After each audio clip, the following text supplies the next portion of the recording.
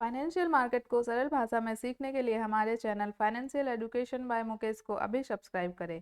और अगर वीडियो अच्छा लगे तो वीडियो को लाइक करें, शेयर करें और इसी तरह हमारे चैनल पर बने रहें। हेलो दोस्तों, आज मैं आपके लिए लेकर आया हूँ एक बहुत ही इम्पोर्टेंट वीडियो जो आपके ट्रेडिंग जर्नी में काफ़ी हेल्पफुल हो सकता है। ऑफ कोर्स बहुत सारे ट्रेडर्स हैं मार्केट में, बहुत सारे सक्सेसफुल ट्रेडर्स हैं जो स्ट्रैटेजीज को इस चीज़ को काफ़ी ज़्यादा यूज़ करते हैं। हाँ जी हाँ, आप सही समझ रहे हैं, मैं मूविंग एवरेज की बात कर रहा हूँ।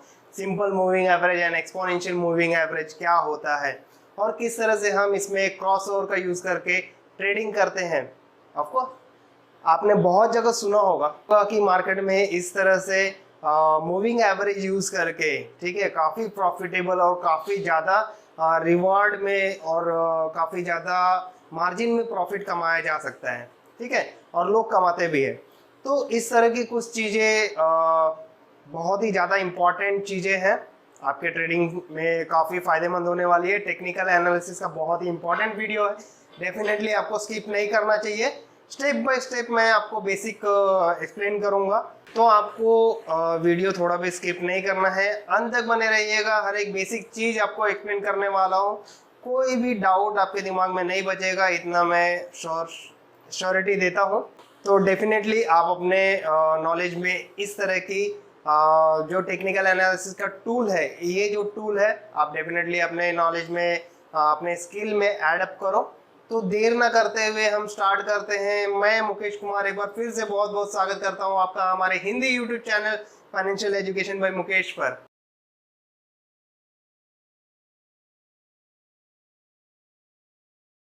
तो आज की वीडियो में हम देखेंगे कि what is moving average. Moving average क्या होता है, इसमें सिंपल मूविंग एवरेज के बारे में हम बातें करेंगे, why it is called as a moving average, ठीक है।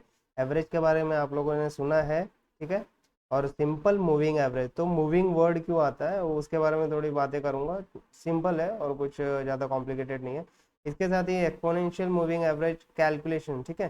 सिंपल मूविंग एवरेज कैलकुलेशन कैसे होता है, एक्सपोनेंशियल मूविंग एवरेज कैलकुलेशन कैसे होता है, वो थोड़ा मैं डिटेल में आपको दिखाऊंगा।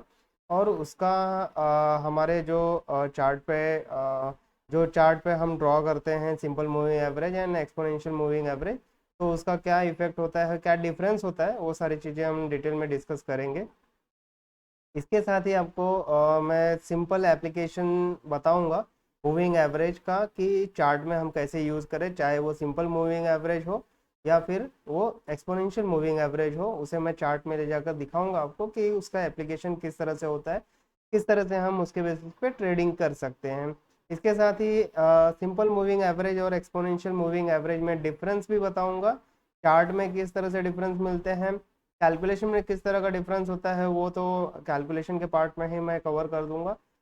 इसके साथ ही आपको एक्सप्लेन करूंगा simple moving average and exponential moving average difference in chart, ठीक है। चार्ट में मैं practically simple moving average and exponential moving average आपको अप्लाई करके दिखाऊंगा कि उसमें क्या डिफरेंस मिलता है, क्या मेजर डिफरेंस होता है या माइनर डिफरेंस होता है, या इग्नोर कर सकते हो, या कौन सा ज़्यादा एडवांटेजेस होता है, वो सारी चीज़ें हम डिटेल में डिस्कस करेंगे। इसके साथ ही आप देख सकते हैं कि moving average, cross over and rules की बातें करेंगे कि आप ट्रेडिंग स्ट्रैटेजी किस तरह से बना सकते हो। ऑफकोर्स यहाँ पर मैं बेसिक चीज़ें डिस्कस करूँगा, ओके। किस तरह से आप किस टाइम फ्रेम में हो, किस पीरियड के लिए कौन सा moving average cross over use कर सकते हो, क्रॉस ओवर क्या होता है, वो सारी चीज़ें हम डिस्कस करेंगे, ठीक है। वन बाय वन मैं डिस्कस करने वाला हूँ। उसके साथ ही उसके रूल्स क्या है, कब बाइंग करना है, कब सेल करना है, कब एग्जिट करना है, कब एंट्री लेना है, वो सारी चीज़ें, profit maximisation, risk management, risk and reward ratio, there, इस सारी चीज़ें हम डिटेल में डिस्कस करेंगे इसके अंदर कि किस तरह से हमें ट्रेडिंग करना है, ऑफ कोर्स। तो चलिए हम स्टार्ट करते हैं। सिंपल मूविंग एवरेज क्या होता है और एक्सपोनेंशियल मूविंग एवरेज क्या होता है, उसका कैलकुलेशन एक बार देख लेते हैं, वहाँ से आपको समझ में आ जाएगा कि सिंपल मूविंग एवरेज क्या होता है, एक्सपोनेंशियल मूविंग एवरेज क्या होता है, ठीक है। तो थोड़ा मैं आपको एक कैलकुलेशन दिखाना चाहता हूँ। तो जैसा कि आप यहाँ पे देख सकते हैं, मैंने कुछ क्लोजिंग प्राइस डेटा यहाँ पे लिख के रखे हुए हैं। 20 फरवरी का, 21 फरवरी का, 22 फरवरी का, 23, 24 फरवरी। 5 दिन के मैंने क्लोजिंग प्राइस डेटा लिखे हुए हैं, ठीक है। अब क्लोजिंग प्राइस किस चीज़ के, ऑफकोर्स हम लोग ट्रेडिंग की बात कर रहे हैं तो कैंडल की ही क्लोजिंग प्राइस की बात करेंगे। जैसे आपको पता है कि एक कैंडल होता है, ठीक है, और उस कैंडल में अपर वीक और लोअर वीक होते हैं, ठीक है। अगर ये मेरी ग्रीन कैंडल है, ठीक है, तो ग्रीन कैंडल का ओपनिंग लो होता है, क्लोजिंग हाई होता है, ठीक है, हायर देन दी ओपनिंग होता है, ठीक है। एक हायर होता है प्राइस और एक लोअर प्राइस होता है, ठीक है।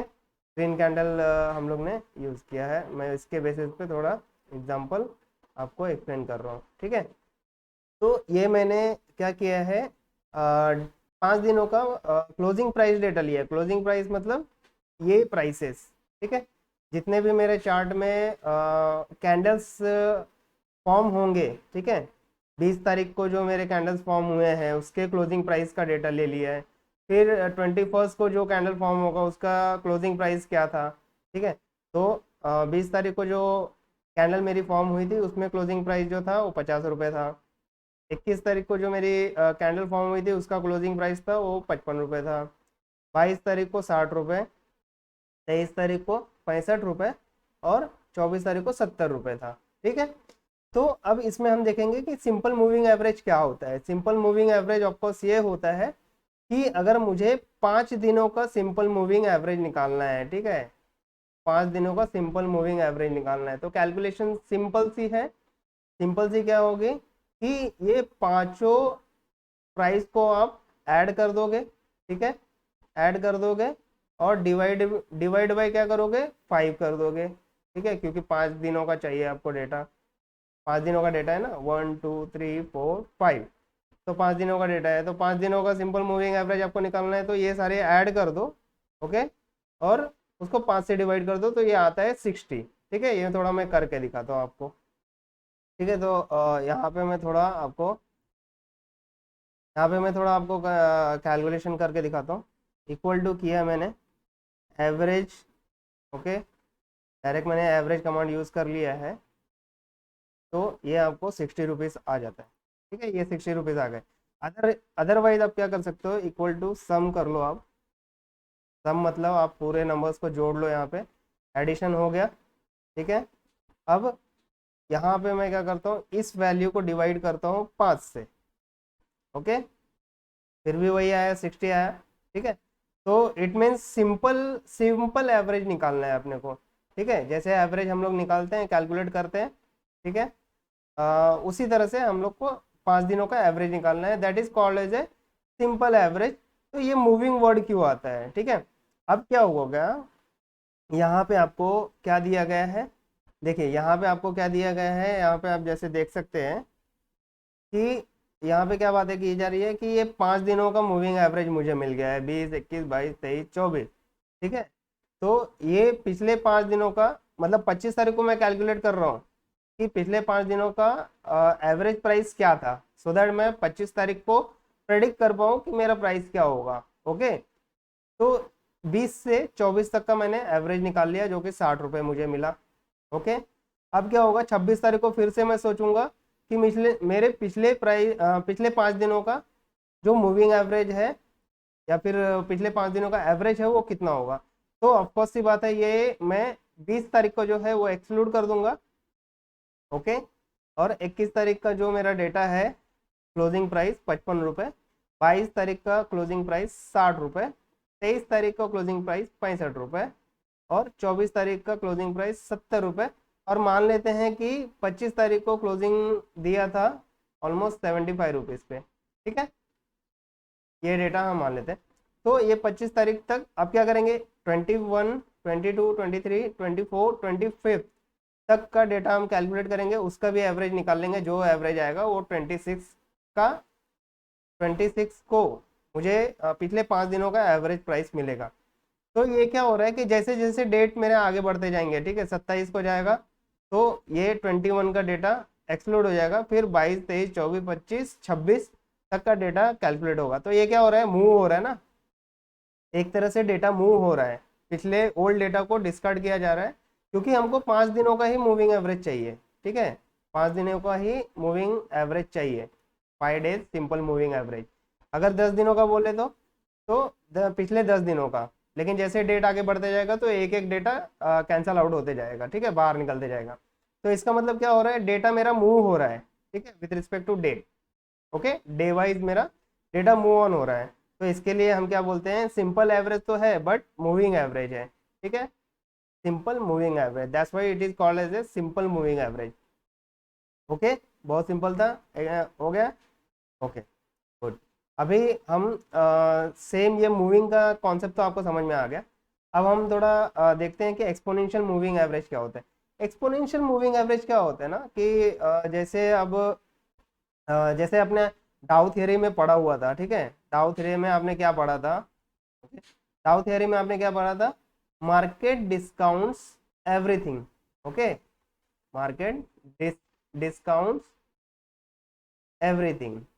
इसका मतलब क्या था, जैसे हमने पढ़ा था कि जो भी प्राइस मूवमेंट होती है, ठीक है, जो भी प्राइस मूवमेंट होती है वो अपना मार्केट में जो भी फंडामेंटल टेक्निकल या फिर कुछ भी इवेंट न्यूज जो भी पॉजिटिव हो या नेगेटिव हो उसके हिसाब से वो अपने प्राइस में रिफ्लेक्ट कर चुकी होती है। ओके, मतलब क्या होता है कि जो लेटेस्ट डेटा है मेरा, ठीक है, आज मेरा 25 तारीख है मान लो। ओके, तो 25 तारीख को मेरे कैंडल ने किस तरह से परफॉर्मेंस दिया है, मान लेते हैं कि पिछली कैंडल बुलिश थी बट 25 तारीख की कैंडल ने मेरा बेरिश मूवमेंट दे दिया है, डाउन मूवमेंट दे दिया है, ठीक है, 21-22 से बढ़ते बढ़ते यहाँ से थोड़ा नीचे चली गई है मार्केट 25 को। तो इस तरह का कैंडल यहाँ पे बड़ा सा कैंडल बना है, रेड कैंडल। ओके, तो क्या होता है ना कि हमको एक्सपोनेंशियल मूविंग एवरेज में क्या होता है कि जैसे आपको डेटा कलेक्ट हुआ है कि 20 तारीख का डेटा मेरे पास कलेक्ट हुआ है, 21 को डेटा कलेक्ट हुआ है, 22, 23, 24 तक डेटा मेरा कलेक्ट हुआ है, ठीक है। तो इसमें सिंपल मूविंग एवरेज में क्या देखा आपने कि सिंपली उसका एवरेज निकाल देता है, ठीक है, पर डे का आपका प्राइस मूवमेंट किस तरह से था वो 60 रुपीज़ एवरी डे का निकाल देता है कि 60 रुपीज़ एक एवरेज प्राइस अगर निकालो तो 60 रुपीज़ मुझे मिलता है। बट एक्सपोनेंशियल मूविंग एवरेज में क्या होता है कि एवरी डे आपका प्राइस जो है किस तरह से बिहेव कर रहा है। ओके, तो अब एक्सपोनेंशियल मूविंग एवरेज में क्या होता है ना कि जैसे आपके डेटा है, ओके, डेटा है तो जो लेटेस्ट डेटा है आप उसको ज़्यादा प्रायोरिटी देते हैं और ज़्यादा वेटेज देते हैं। वेटेज कैसे देंगे आप, आपके पास मान लेते हैं कि यहाँ पे 5 डेटा है, ठीक है, 1 2 3 4 5, 5 डेटा है। तो जो लेटेस्ट वाला है, लेटेस्ट वाला कौन सा है, मान लेते हैं आज 25 तारीख है, ठीक है, तो लेटेस्ट वाला कौन सा होगा, 24 तारीख लेटेस्ट है। ओके, तो 24 तारीख को मैंने रेटिंग 5 दे दिया। ओके, और 23 तारीख वाले को मैंने 4 रेटिंग दे दिया, 22 तारीख वाले को 3 रेटिंग दे दिया। ओके, डिक्रीजिंग ऑर्डर में जा रहा है। तो जो सबसे ओल्ड डेटा है उसको सबसे कम रेटिंग मिला, 1 का रेटिंग मिला। अब मैं क्या करूंगा, यहाँ पे जो है इस प्राइस को मल्टीप्लाई कर दूंगा इस वैल्यू से। तो 50 को मैंने 1 से मल्टीप्लाई कर दिया, 55 को मैंने 2 से मल्टीप्लाई कर दिया, ठीक है, 60 को मैंने 3 से मल्टीप्लाई कर दिया, 180 हो गया, 65 को मैंने 4 से मल्टीप्लाई कर दिया, 260 हो गया, 70 को मैंने 5 से मल्टीप्लाई कर दिया, 350 हो गया। अब क्या करूंगा मैं, ये सारे जो वैल्यू है उसको मैंने ऐड कर लिया, ठीक है, ये सबका मैं समेशन ले लूंगा, ये सबको मैंने सम कर दिया।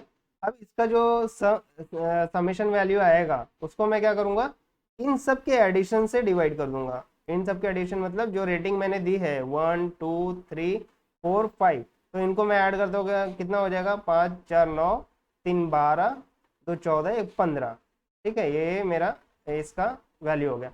तो इन सब का समेशन किया मैंने और उसको मैंने 15 से डिवाइड कर दिया, तो आपको ये वैल्यू मिल जाएगी 63.33।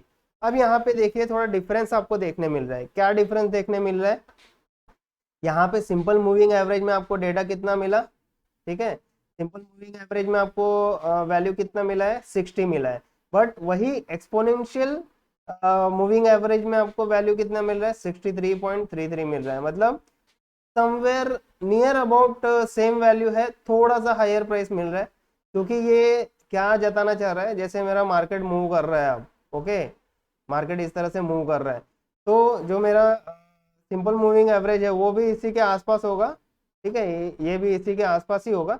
बट कहीं पे जहाँ पर मार्केट ज़्यादा हायर वैल्यू दिखा देता है, लाइक ये 70 रुपये का जो क्लोजिंग दिया होगा कैंडल ने, तो वहाँ पे थोड़ा ज़्यादा ऊपर जाके वो दिखाएगा कि 24 तारीख को भैया 24 तारीख का वैल्यू जो है जो एक्सपोनेंशियल मूविंग एवरेज है वहाँ पे 63 दिख रहा है।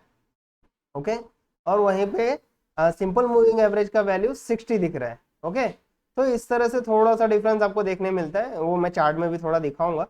तो बेसिक डिफरेंस यही है कैलकुलेशन में कि सिंपल एवरेज जो कैलकुलेट करते हैं that is called as simple moving average. Okay, simple moving average.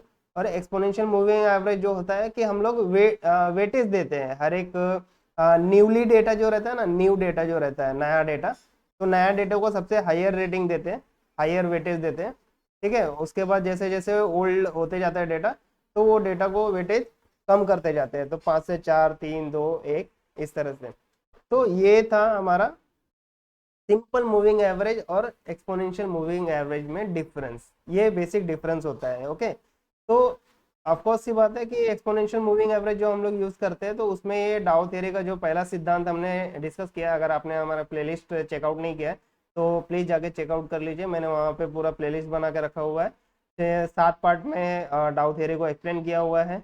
Okay, तो उसमें आप देख सकते हैं कि पहला सिद्धांत जो था मार्केट डिस्काउंट एवरीथिंग। ठीक है, इसका मतलब यही होता है कि एक कैंडल जो है मार्केट में आई हुई न्यूज को पूरी तरह से रिफ्लेक्ट कर देती है अपने चार्ट पर।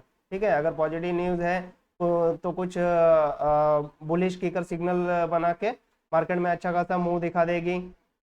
ठीक है, कुछ निगेटिव न्यूज है तो बेरिश किकर सिग्नल देके डाउनवर्ड मूव दिखा देगी, काफी हैवी बेरिश मूव दिखा देगी। तो वो सारी चीजें कवर कर लेती है प्राइसेस जो भी होती है पर्टिकुलर फाइनेंशियल इंस्ट्रूमेंट की। तो उस चीज में क्या होता है कि ईएमए जो है, ठीक है, एक्सपोनेंशियल मूविंग एवरेज जो है वो बहुत ही कारगर साबित होता है, because it is very much reactive to latest data ना, क्योंकि लेटेस्ट डेटा को हमने ज़्यादा वेटेज दिया हुआ है। तो ईएमए जो है लेटेस्ट डेटा पे ज़्यादा रिएक्टिव होता है, और हमको प्राइस मूवमेंट का जो एक ट्रेंड हमको मिलता है वो काफ़ी एक्यूरेट होता है for that that period of time. Okay, तो ईएमए जो ईएमए एंड एसएमए आपको ना इन दोनों में अगर चार्ट में भी देखोगे ना तो ज़्यादा डिफरेंस नहीं मिलता, बट जो भी डिफरेंस मिलता है उसमें ईएमए जो है काफ़ी क्लोज रहता है प्राइसेस के। ओके, तो वो सारी चीज़ें आपको चार्ट पे भी मैं दिखाता हूँ।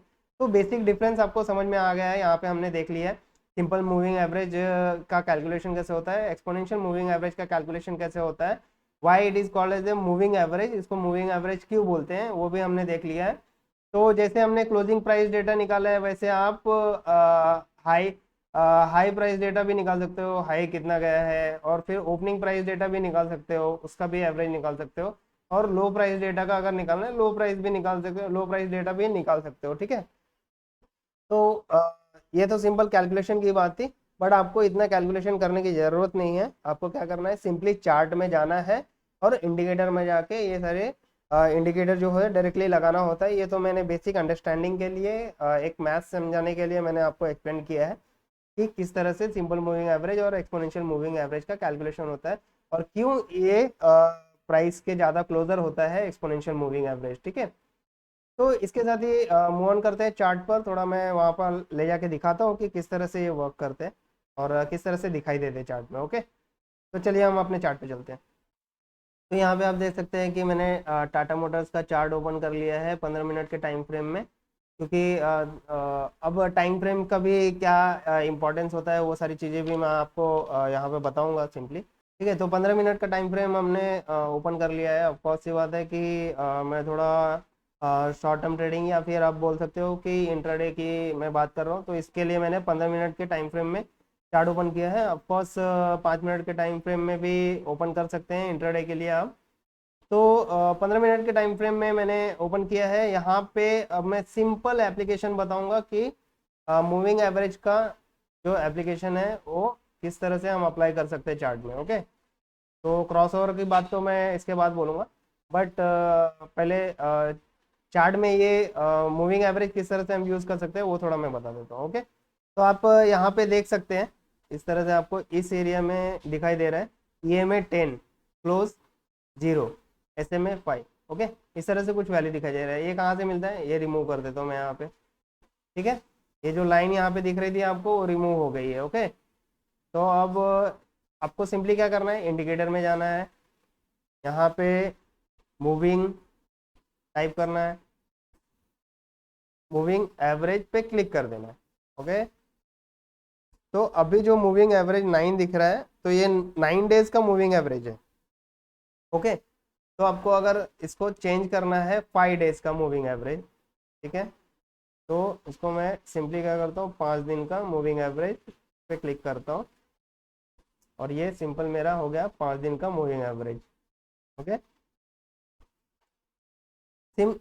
इसके साथ ही या फिर आप क्या कर सकते हो कि जैसे 9 डेज का या 10 डेज का भी रख सकते हो। ओके, या फिर 9 डेज का ही रखता हूँ मैं, जो बाय डिफॉल्ट था।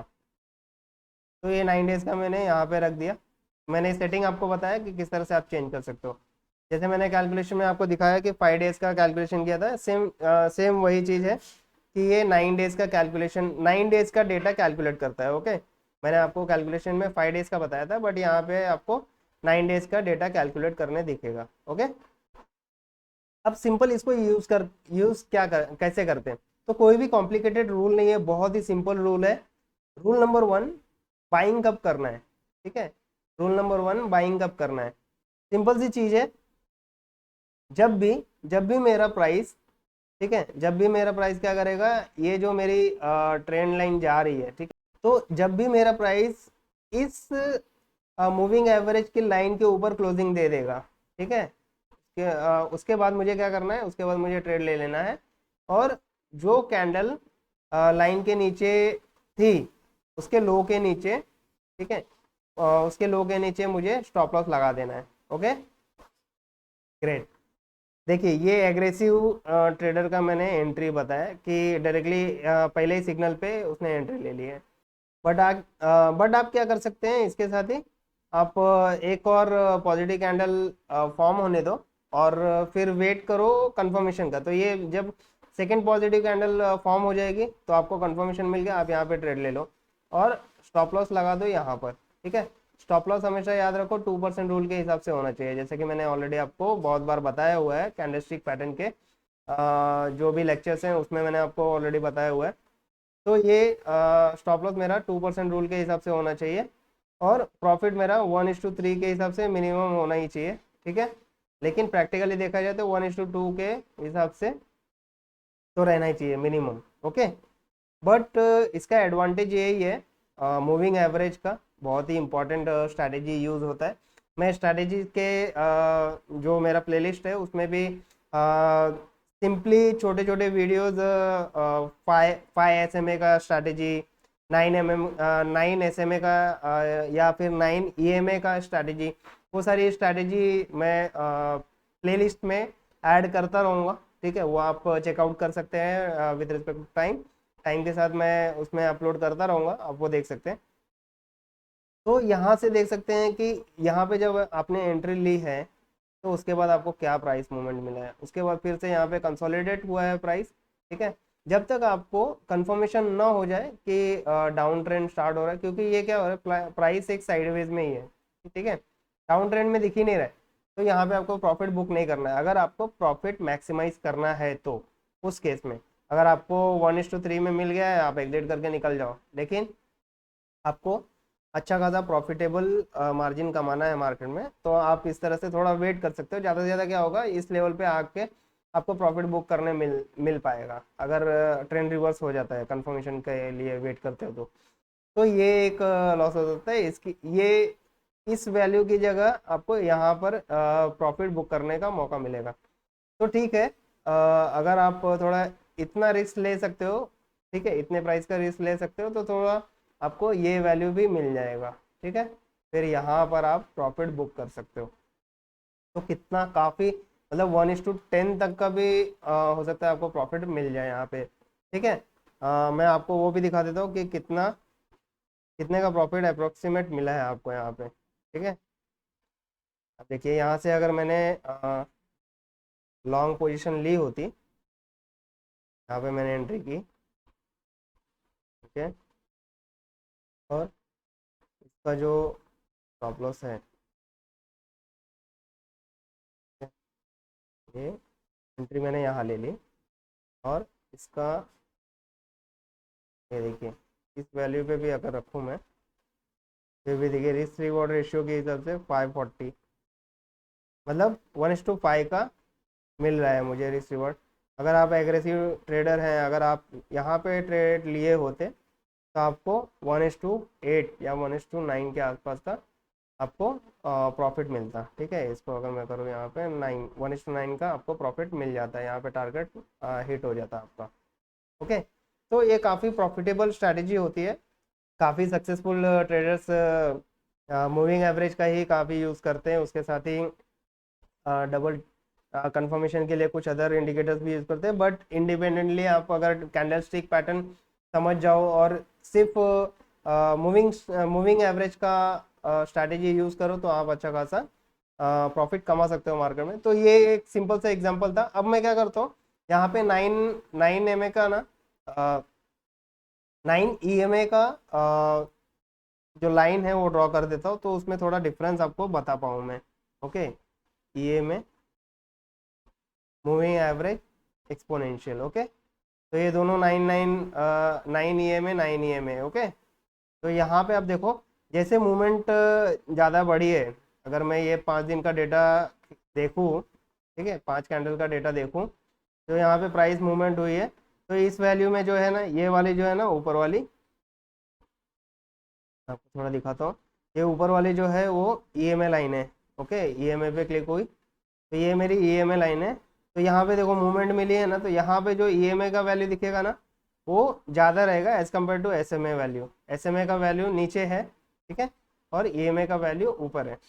तो जैसे मैंने कैलकुलेशन में भी आपको दिखाया था कि जैसे लेटेस्ट डेटा में प्रायोरिटी ज़्यादा मिलता है, जैसे मैंने आपको कैलकुलेशन में भी दिखाया था कि EMA में जो है लेटेस्ट डेटा को ज़्यादा प्रायोरिटी मिलता है, ज़्यादा वेटेज मिलता है, उसके बेसिस पे आपको प्राइस भी उतना क्लोजर मिलेगा। ठीक है, मूवमेंट जितना फास्ट ऊपर जाएगा तो ये भी उसका कर्व आपको उतना क्लोज जाते हुए दिखेगा। ठीक है, जिस तरह से मार्केट डाउन आना चालू करेगा तो ये SMA से ज़्यादा डाउन में आपको दिखेगा, क्योंकि डाउन जल्दी वो दिखा देगा कि डाउन मार्केट यहाँ से थोड़ा बेंड होना चालू हो गया है। ठीक है, तो वो काफ़ी रिएक्टिव होता है with respect to price. Okay, तो आपको अगर मार्केट ट्रेंड को जल्दी ही आइडेंटिफाई करना है या फिर ज़्यादा एक्यूरेट डेटा चाहिए तो you can go with EMA वाला वैल्यू। ठीक है, एक्सपोनेंशियल मूविंग एवरेज आप यूज़ कर सकते हो। बाकी सिंपल मूविंग एवरेज और एक्सपोनेंशियल मूविंग एवरेज में ज़्यादा डिफरेंस होता नहीं है। आप देख सकते हैं यहाँ पे कितना ज़्यादा डिफरेंस दिख रहा है आपको। ओके, कैलकुलेशन में भी आपने देखा था एक जगह पे 60 वैल्यू आता है तो एक जगह 63, तो उतना ही वैल्यू डिफरेंस होता है, बाकी और कुछ ज़्यादा डिफरेंस होता नहीं है। ओके, तो इसके साथ ही मैं क्रॉस ओवर की बात करता हूँ। थोड़ा मैं इसमें से सिंपल मूविंग एवरेज निकाल देता हूँ, यहाँ पे क्रॉस ओवर की बात करता हूँ। ओके, और इसको एडिट करके मैं क्या करता हूँ, एक को 50 EMA बना लेता हूँ, एक और मैं ऐड करता हूँ यहाँ पे। नहीं तो अभी शॉर्ट टर्म की बात कर रहे हैं या फिर इंट्राडे की बात कर रहे हैं, तो इसको मैं 9 EMA ही रखता हूँ। ठीक है, 9 EMA रखा मैंने इसको, और दूसरा मैंने लिया है EMA टाइप करता हूँ यहाँ पर, और ये भी 9 है, लेकिन मैं एक को चेंज कर देता हूँ, उसको चेंज करता हूँ 21 से। ठीक है, विजिबिलिटी में जाता हूँ मैं, और स्टाइल में जाके इसका कलर मैं चेंज कर देता हूँ, थोड़ा येलो कर देता हूँ। ठीक है, थोड़ा मोटा लाइन कर देता हूँ। अब क्या करते हैं, तो ओके बोल देते हैं, ये हो गया।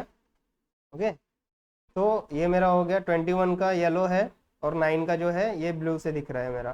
ठीक है, अब क्या करना है आपको, क्रॉस ओवर मतलब क्या हो रहा है, जब भी जो छोटा वाला वैल्यू है, छोटा वाला वैल्यू मतलब 9 EMA का जो लाइन है, ठीक है, वो 21 EMA वाले के लाइन से जब भी ऊपर जाए, ठीक है, मतलब छोटा वाला प्राइस बड़े वाले प्राइस से, ठीक है, प्राइस ट्रेंड से ज़्यादा हो जाए, इनडायरेक्टली आप ये बोल सकते हो। ठीक है, तो 9 EMA जब क्रॉस करके 21 EMA को क्रॉस करके ऊपर जाए, तो वो क्रॉस वाला वैल्यू होता है ना, जहाँ पे ये क्रॉस कर रहा है वहां पे आपका एंट्री बन जाएगा। ठीक है, यहाँ ये क्रॉस हुआ है तो इस वैल्यू पे आपका एंट्री बन जाएगा, यहाँ पे एंट्री बन गया आपका। ओके, और जब तक फिर ये जो 9 EMA का मेरा ट्रेंड लाइन है, ओके, वो 21 EMA को क्रॉस करके डाउन की तरफ ना आए। ठीक है, 9 EMA जो है 21 EMA से डाउन ना जाए। डाउन ना जाए मतलब डाउनवर्ड क्रॉस ना करे। ठीक है, नीचे की तरफ क्रॉस ना करे, तब तक आप पोजीशन बनाए रखिए। जैसे वो क्रॉस करता है आप एग्जिट कर लो। ठीक है, तो भी आप यहाँ पे अगर एंट्री किए हो ये क्रॉस ओवर पे यहाँ पे एंट्री किए हो, फिर भी आपको इस लेवल पर, इस लेवल तक का आपको प्रॉफिट मिल रहा है। ठीक है, वो भी 1:5 1:6 तक का आपको प्रॉफिट मिल रहा है, जिस तरह से आपने देखा था। ओके, तो इस तरह से आप क्रॉस ओवर का यूज़ कर सकते हो। आपने ये भी देख लिया कि क्रॉस ओवर किसे कहते हैं। तो इस तरह से क्रॉस ओवर होता है। 9 EMA और 21 EMA का क्रॉस ओवर जो यूज़ होता है वो शॉर्ट टर्म के लिए यूज़ करते हैं, लाइक फ्यू डेज के ट्रेडिंग के लिए करते हैं, या फिर फ्यू ट्रेडिंग सेशन के लिए, लाइक इंट्राडे के लिए बोल सकते हो आप। इंट्राडे के लिए आप 9:21 कर सकते हो, या 5:9 का कर सकते हो। 5 EMA और 9 EMA का यूज़ कर सकते हो। ठीक है, काफ़ी रिएक्टिव प्राइसेस हैं ये दोनों। ये दोनों जो मूविंग एवरेज लाइंस हैं काफ़ी रिएक्टिव टू प्राइस होते हैं, बहुत ही जल्दी हमें मार्केट में ट्रेंड दिखाते हैं। तो यहाँ पे फॉर एग्जांपल मैं क्या करता हूँ, इसको मैं 5 का कर देता हूँ। ठीक है, इनपुट वैल्यू मेरा 5 कर देता हूँ। ठीक है, ओके कर देता हूँ। अब यहाँ पे जब भी मेरा ये 5 वाला वैल्यू 9 वाले वैल्यू को, मतलब छोटा वाला वैल्यू बड़े वाले वैल्यू को कट करके ऊपर जाना चाहिए। मतलब छोटा वाला ना बड़ा हो रहा है, सिर्फ इतना याद रखने का कि छोटा वाला बड़ा हो रहा है। ओके, तो वहां पे मुझे बाइंग करना है। छोटा वाला बड़े वाले के नीचे जा रहा है। ठीक है, तो क्या करना है, मुझे सेलिंग करना है। सिंपल सा है। या फिर एक ही चीज याद रखो कि छोटा वाला बड़ा हो रहा है। ठीक है, छोटा वाला बड़ा हो रहा है, बड़े वाले से बड़ा हो रहा है, ऐसे भी बोल सकते हो। तो छोटा वाला बड़ा हो रहा है मतलब बाइंग अपॉर्चुनिटी है, बाकी उसका अपोजिट जो होगा वो सेलिंग का होगा। ठीक है, तो छोटा वाला बड़ा हो रहा है मतलब कैसा, 5 वाला जो है 5 EMA का जो लाइन है वो 9 EMA वाले को क्रॉस करके ऊपर जा रहा है। ठीक है, ये मेरा क्रॉस ओवर हो गया। तो ये अभी देखो, आपने 9 और 21 का देखा था तो आपको यहाँ पे एंट्री दिखा रहा था, बट 5 और 9 वाले का देखा तो आपको यहाँ पे एंट्री दिखा रहा है, ये कट यहाँ पे ही दिखा रहा है। ठीक है, इसी वाले वैल्यू पे। तो यहाँ पे अगर आप एंट्री ले लेते हो और इस वैल्यू पे आप स्टॉप लॉस लगा देते हो, तो आपको 1:9 1:10 का आपको प्रॉफिट मिल जाएगा। ओके, इस तरह का आपको यहाँ पे भी आपको एग्जिट नहीं दिख रहा है, क्योंकि यहाँ पे क्रॉस ओवर नहीं हुआ है, डायरेक्टली क्रॉस ओवर हुआ है यहाँ पर इस वैल्यू पे। फिर आपको देखो, जितना आप कम प्राइस लोगे ना, जो मूविंग एवरेज है वो कम डेज का लोगे, आपको उतना एक्यूरेट मिलेगा for intraday. Okay, long term के लिए मैं आपको एक्सप्लेन करूंगा, बट इंट्राडे के लिए आप जितना कम डेज का लोगे उतना ज़्यादा आपको वैल्यू मिलेगा। ठीक है, इसके अलावा भी और डिटेल में मैं स्ट्रैटेजीज को एक्सप्लेन करूंगा। मेरे स्ट्रैटेजी के प्लेलिस्ट में मूविंग एवरेज का स्ट्रैटेजी मैं डालता रहूँगा, वो आप देख सकते हो। शॉर्ट टर्म के लिए, लॉन्ग टर्म के लिए, इंट्राडे के लिए किस तरह से हमें ट्रेडिंग करना होता है, कौन सी सारी चीज़ें इंपॉर्टेंट होती हैं देखने के लिए और ट्रेड करने के लिए, तो वो सारी चीज़ें आप वहाँ पे भी देख पाओगे। ओके, यहाँ पे जो बेसिक रूल है और बेसिक फंडामेंटल्स है वो मैंने एक्सप्लेन किया है। इसके साथ ही हम देख लेते हैं कि जो क्रॉसओवर है, ठीक है, तो इंट्राडे के लिए कौन सा कॉम्बिनेशन है। कुछ पॉपुलर कॉम्बिनेशंस है जिसे हम इंट्राडे, शॉर्ट टर्म या फिर मीडियम टर्म्स, या फिर आप बोल सकते हो कि कुछ सालों के लिए जो इन्वेस्टमेंट करना होता है वो किस तरह के कॉम्बिनेशन से हम लोग कर सकते हैं। तो थोड़ा मैं आपको फिर से अपने स्लाइड पे लेके जाता हूँ, वहाँ पे मैं आपको वो कॉम्बिनेशन दिखाता हूँ। ओके, तो वो अप्लाई कैसे करना है वो आप समझ जाओगे, जिस तरह से मैंने ये 9.5 का और 9:21 का भी एग्जांपल दिया था, तो उसके हिसाब से आप समझ जाओगे कि यहाँ पे कैसे करना है। तो सिर्फ मैं वो कॉम्बिनेशन दिखा देता हूँ। ये 9.5 का कॉम्बिनेशन था, 9:21 का भी कॉम्बिनेशन दिखा दिया, बट ये यूज़ कौन से टाइम फ्रेम में यूज़ होते हैं और कैसे करना होता है वो सारी चीज़ें मैं थोड़ा बता देता हूँ। ओके, इंट्राडे के लिए हमेशा याद रखो 1 to 5 मिनट का टाइम फ्रेम हमेशा यूज़ करो, और मार्केट का ओवरऑल ट्रेंड देखने के लिए 1 आवर का चार्ट यूज़ करो आप। ओके, मतलब 1 आवर में देख लो कि मार्केट का मूव कैसा है, अपवर्ड है, डाउनवर्ड है, कैसा है, ठीक है। मतलब ओवरऑल मूव आपको मालूम पड़ जाएगा। फिर बाद में 1 मिनट के टाइम फ्रेम में या फिर 5 मिनट के टाइम फ्रेम में जाके आप जिस तरह से मार्केट मूव दे रहा है, आपको क्या है इंट्राडे में आधे घंटे के लिए ट्रेड लेना है, ठीक है, या फिर 15 मिनट का ट्रेड भी मिल रहा है, 15 मिनट में मतलब 1 मिनट का अपने टाइम फ्रेम ओपन किया है, 15 मिनट में आपको उतना प्रॉफिट मिल गया जितना आपका टारगेट था उस डे का। इतना छोटा ट्रेड करना ही होता है इंट्राडे में, ठीक है। तो वो सारी चीज़ें आपको मिल जाएगी 1 मिनट के टाइम फ्रेम में और 5 मिनट के टाइम फ्रेम में। ओवरऑल जो है मार्केट मूव जो देखना है आपको, ठीक है, जैसे मैं आपको यहाँ पे एक्सप्लेन कर देता हूँ। 1 आवर के चार्ट में मैं गया यहाँ पे, ठीक है, वहाँ पे जाके मैं इंपॉर्टेंट सपोर्ट और रेजिस्टेंस में ड्रॉ कर लेता हूँ, ठीक है। फिर वो सारी चीज़ें मुझे लेवल्स मिल जाएंगी। फिर मैं क्या करूँगा, फॉर एग्जांपल यहाँ पे मैंने ये लेवल्स ड्रॉ कर ली, ये लेवल्स ड्रॉ कर ली, ठीक है। दूसरी मैंने ये दूसरी वाली रेजिस्टेंस जो बाद में जाके सपोर्ट बनी है, तो ये मैंने लेवल ड्रॉ कर ली। अब मैं क्या करता हूँ कि 5 मिनट के टाइम फ्रेम में जाता हूँ। तो 5 मिनट के टाइम फ्रेम में जाने के बाद आप देखोगे कि ये जो दो वैल्यू है वो आपको यहाँ पे मिल गई है, ठीक है। तो इसमें देख रहे हो आप कि ये आपको एक सपोर्ट मिली है, एक रेजिस्टेंस मिली है जो बाद में जाके सपोर्ट बन गई है, यहाँ से फिर से मूव दिया है। तो यहाँ से क्या हो सकता था, ये दोनों लेवल आप ड्रॉ कर लेते तो आपको पता चल जाता कि भैया आप यहाँ से फिर से सपोर्ट बनाइए, यहाँ पे एंट्री का टाइम आ गया है। और वो टाइम कंफर्म करने के लिए क्या करोगे, आप क्रॉस ओवर चेक करोगे, ठीक है। तो यहाँ पे आपको इस तरह का क्रॉस ओवर यहाँ पे दिख गया, यहाँ से आप एंट्री ले लो, ठीक है। ये सपोर्ट पॉइंट पे आपको एंट्री मिल गया। फिर यहाँ से आप प्रॉफिट बुक करो जितना आप प्रॉफिट बुक कर सकते हो, ओके। तो इस तरह से आपको ट्रेडिंग स्ट्रैटेजी यूज़ करना है। और एंट्री पे अगर आप देखो कि कुछ बुलिश कैंडलस्टिक पैटर्न मिल रहे हैं या फिर वॉल्यूम काफ़ी ज़्यादा मिल रहे हैं, वो सारी चीज़ें भी आप कंफर्म कर सकते हो, ठीक है। वो सारी चीज़ें भी कंफर्म करके आप क्या कर सकते हो कि एक कंफर्म ट्रेड ले सकते हो कि चलो भैया यहाँ पे तो कंफर्मेशन, फुल ऑन कंफर्मेशन मिला है। तो इस तरह से इतना बड़ा जो लॉन्ग ट्रेड है, प्रॉफिटेबल ट्रेड है, वो आपको मिल सकता है, ओके। तो काफ़ी काफ़ी एक्यूरेट और काफ़ी प्रॉफिटेबल स्ट्रैटेजी होती है। बहुत सारे लोग ये स्ट्रैटेजी यूज़ करते हैं, ठीक है, प्राइस एक्शन के साथ साथ क्रॉस ओवर स्ट्रैटेजी भी यूज़ करते हैं। थोड़ा मैं आपको शॉर्ट में कॉम्बिनेशन एक्सप्लेन कर देता हूँ, ठीक है, हमारे स्लाइड पे ले जाके। थोड़ा यहाँ पे देखिए, जो कॉम्बिनेशंस की मैं बात कर रहा था स्विंग ट्रेडर्स के लिए, तो ये कॉम्बिनेशन कुछ इस तरह से है।